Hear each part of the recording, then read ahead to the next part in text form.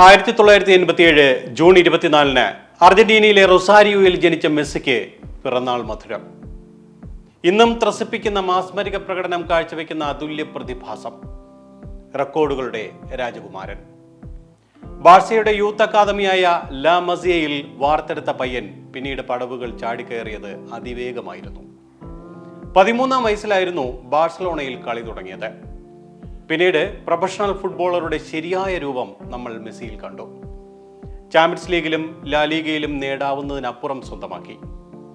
ആ സുവർണ പാതകങ്ങൾ ലോക ഫുട്ബോളിലെ എക്കാലത്തെയും മികച്ച ഫുട്ബോളറുമാക്കി.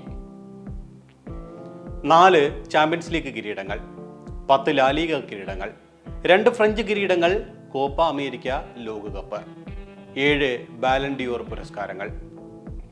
മെസ്സി, നിങ്ങളുടേത് സമാനതകളില്ലാത്ത ഇതിഹാസത്തിന്റെ ചുവടുവയ്പ് തന്നെ.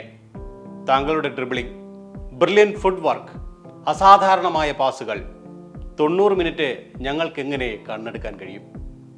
ഞങ്ങൾ ഭാഗ്യവാന്മാരാണ്.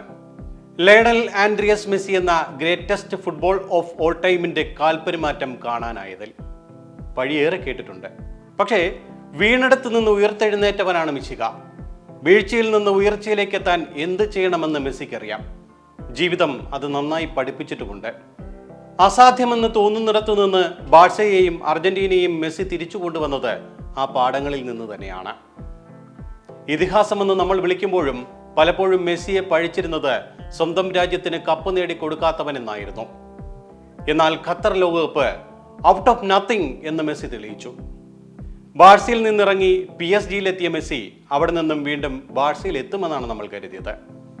എന്നാൽ അപ്രതീക്ഷിതമായ കൂടുമാറ്റത്തിലൂടെ അമേരിക്കൻ ഉപഭൂഖണ്ഡത്തിലെ ക്ലബിലെത്തിയിരിക്കുന്നു മെസ്സി. കുടുംബത്തോടൊപ്പം കൂടുതൽ സമയം കഴിക്കാനാണ് ഇനി മെസ്സിക്ക് ഇഷ്ടം. ബാക്കിയുള്ള വർഷങ്ങൾ എവിടെയായാലും ആ ഇടത് കാലിൽ നമ്മെ ഉന്മേഷവാന്മാരാക്കുന്ന ഫുട്ബോളുണ്ട്. മെസ്സിയുടെ മാന്ത്രിക സ്പർശമുള്ള ഗോളാരവങ്ങൾ നമുക്ക് കണ്ടുകൊണ്ടേയിരിക്കാം. പിറന്നാൾ ആശംസകൾ ഡിയർ മെസ്സി.